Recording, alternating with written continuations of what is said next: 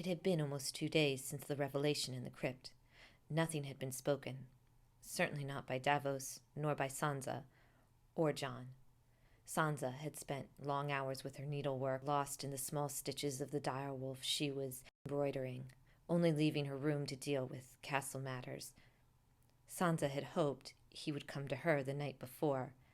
When Jon did not, she chastised herself for wanting him to come. Silly girl, why do you even want him to see you? To do what? To speak with you? She even ventured out of her room earlier in the evening, stopping by his solar. He was sat staring into the fire. He did not even hear her footsteps or look up as she waited at the door. Stupid girl, he does not want to speak with you. He wants to pretend this did not happen. She walked away with her head down, not seeing that he looked over at her as she left, his eyes willing her to come back. Back in her room, the room that had once belonged to her lady mother, Sansa had a bath prepared, hoping that would ease her worries. Maybe, after a bath and a clean dress, she would have the courage to try to speak to Jon again. Telling her handmaid to leave, she eased herself into the warm water, slowly scrubbing her arms, legs, and body with lavender-scented soap before closing her eyes, allowing her mind to relax. She imagined running with Lady, her lost direwolf, through the Godswood, playing with her wolf brothers and sisters. Footsteps at the door brought her back to the warm, dark bedroom at Winterfell. For a moment, she felt her stomach turn in anticipation. She knew it was Jon. "Are you going to just stand there? Or are you going to come in?" she called out. Hearing the door open, feeling the cold air from the hall enter the room, she sat as completely still as possible in the water. Looking out the window the tub was facing, she watched a snowy owl perched outside. Her back was to him, showing off the shape of her white shoulders, auburn hair falling over them and floating in the water. Is he looking, or trying not to stare? Sansa was so nervous she couldn't turn and face him. Surprised to find her in the bath, Jon said, I'm sorry, I didn't know you were. I'll come back later." "No," she said, still facing the window. "It's fine. I sent my lady's maid away, and Brienne too. I wanted to be alone." "Then I should leave you alone," he said, sounding nervous. "It's okay. I don't want to be alone anymore," she assured him, slightly turning her face so he could just barely see her profile. "I was just finishing," she added. Jon didn't know what to do with himself, shuffling in place, trying to remember why he stopped at her door. Finally, his words seemed to find his mouth. "I'm sorry about what happened in the crypt. I didn't mean to try and kiss you," he apologized. "You didn't want to kiss me?" Sansa asked softly. "No, I did.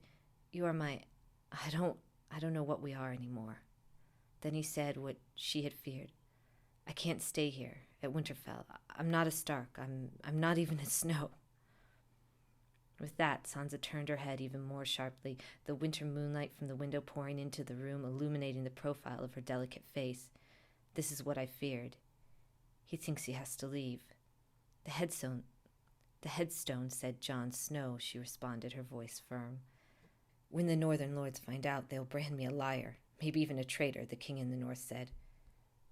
"Who will be telling them?" She slowly rose out of the tub, her nerves now turned to determination, water streaming down her back, her bum, her legs.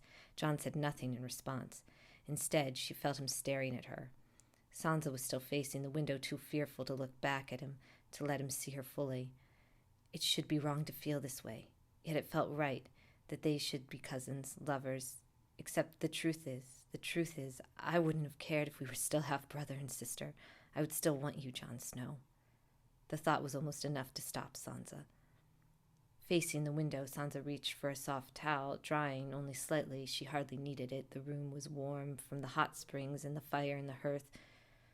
Dropping the towel, she picked up her black robe with gold-embroidered vines along the sleeves and front panels. A thick gray wolf fur trim ran along the edges of the elegant robe. On the back, she had embroidered a howling white direwolf-like ghost. There, with moonlight engulfing her frame, wearing the white wolf on her back, she truly was regal, the queen of winter. With the robe over her shoulders, Sansa's boldness grew, and she turned to face Jon. walking slowly toward him with the front of her black and gold robe open just so he could see the curves of her cleavage, her stomach, and the wisps of hair covering her lady parts. Sansa repeated the question. "Who will be telling them?" she asked again. Stumbling for the words, he forced himself to look straight into her eyes. "It's not right. It's not right to lie to the people of the North," Jon claimed. "So you will tell them and ride off?" Sansa asked, "leaving me?" "You're home now," he said. "I'll make sure you're safe before I go." She looked directly at him. They were almost touching now. His eyes left her face and moved down to the open robe, his breath growing heavy at that. She pulled the robe closed just slightly before grabbing his arm, trying to talk sense to him. "If you go south, Cersei will have your head before you get to River Run, and if you go north, the lords will brand you a coward and have your head before you reach the gift," Sansa pointed out before adding, "and then you will leave me here with Littlefinger?" He just kept staring at her, the uncertainty of what to do or say clear on his face. "You want this, Jon Snow. You want me. Even if we did tell the lords, who will believe it? The only proof is an old tombstone. Could have been made by anyone, they'll say," Sansa added. "We'll get more proof," he told her. "There must be something at the Citadel, someone who knows." She looked at him, saying, "Our enemies will accuse you of wanting to sit on the Iron Throne." "I don't want to sit on any throne," he replied firmly. "You know what it said is true. It feels true." Walking behind him. "What is truth?" Sansa whispered in his ear as she leaned against his back. Moving her hand down his arm, she noticed his raw, scarred hands, one still showing burn marks.